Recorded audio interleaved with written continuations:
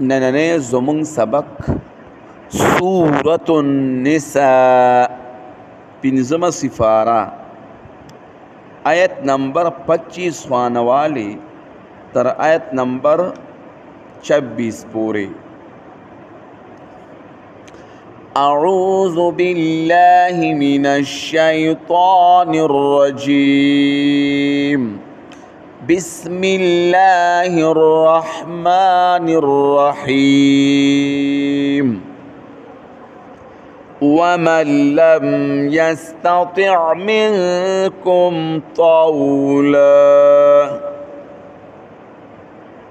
او سوک چی طاقت نلری ستاسو ندمال ان ينكح المحصنات المؤمنات دا چی نکاح اوکی دا ازاد مومنان خذ سرا فمما ملكت أيمانكم من فتياتكم المؤمنات دا آغا چانا چی مالکان شوی دی خلاسون استاسو دا وینز استاسو مؤمنانونا والله اعلم بإيمانكم او اللہ پوہ دے پہ ایمان ستاسو بعضکم من بعض بعض ستاسو پیدا دی د بعضنا فانکحوهن بإذن أهلهن وآتوهن أجورهن بالمعروف نو پا نکاح سر واخلی دی وینزو لرا پا اجازت د مالکانو د دی سرا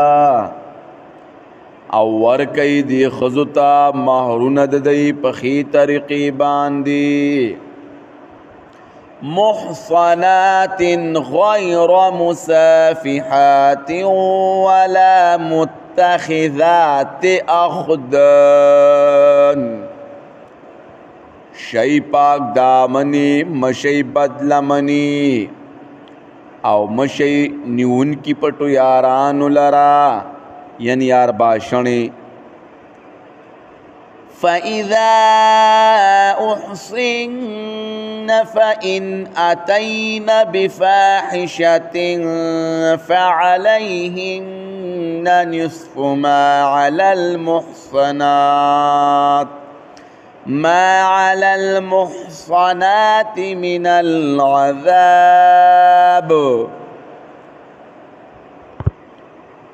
نو کلا چه خاوندان والا شوی دا وینزی نو کدی رات لل اکرل بے حیاء سرا نو پا دی وینزو باندی نیم سزا دا آغا دا چه پا ازاد و خزو باندی وی دا سزانا ذَلِكَ لِمَنْ خَشِيَ الْعَنَتَ مِنْكُمْ